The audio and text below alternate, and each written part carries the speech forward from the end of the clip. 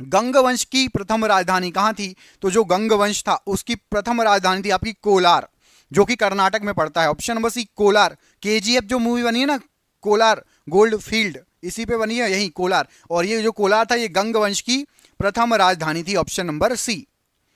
एक माइक्रोफैरड कितने फैरड के बराबर होता है?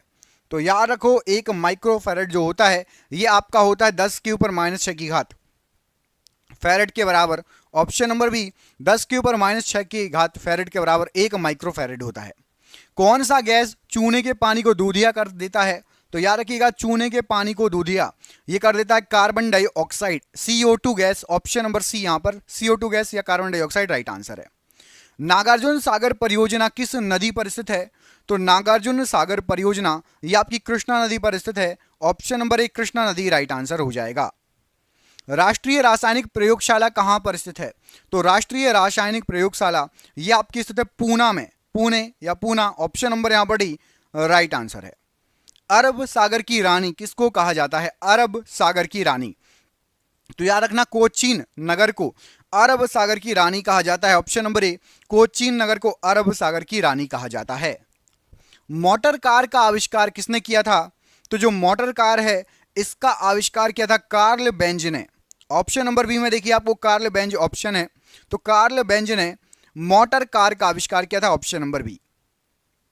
सबसे दुर्लभ क्षार क्या है? तो सबसे दुर्लभ क्षार यहां पर आपको तीन ऑप्शन दिए हैं, अमोनिया, NaOH और KOH। इसमें से अमोनिया ऑप्शन नंबर ए सबसे दुर्लभ क्षार है। पुलकेशिन द्वितीय ने हर्षवर्धन को किस नदी पर पराजित किया था? किस नदी के किनारे? तो पुलकेशिन द्वितीय ने हर्षवर्धन को नर्मदा नदी के किनारे पराजित किया था। ऑप्शन नंबर यहां पर डी, नर्मदा नदी के किनारे पराजित किया था। किसी देश की आर्थिक वृद्धि का उत्तम मापांक क्या होता है? तो किसी भी देश की आर्थिक वृद्धि का उत्तम मापांक, आर्थिक फाइनेंशियल GDP, याद रखना GDP से हम मापते हैं कि वो देश कैसा जो है आर्थिक वृद्धि, फाइनेंशियल वृद्धि कैसी कर रही, ग्रोथ कैसी है। ऑप्शन नंबर है GDP। कमेंट करके बताइए GDP का फुल फॉर्म।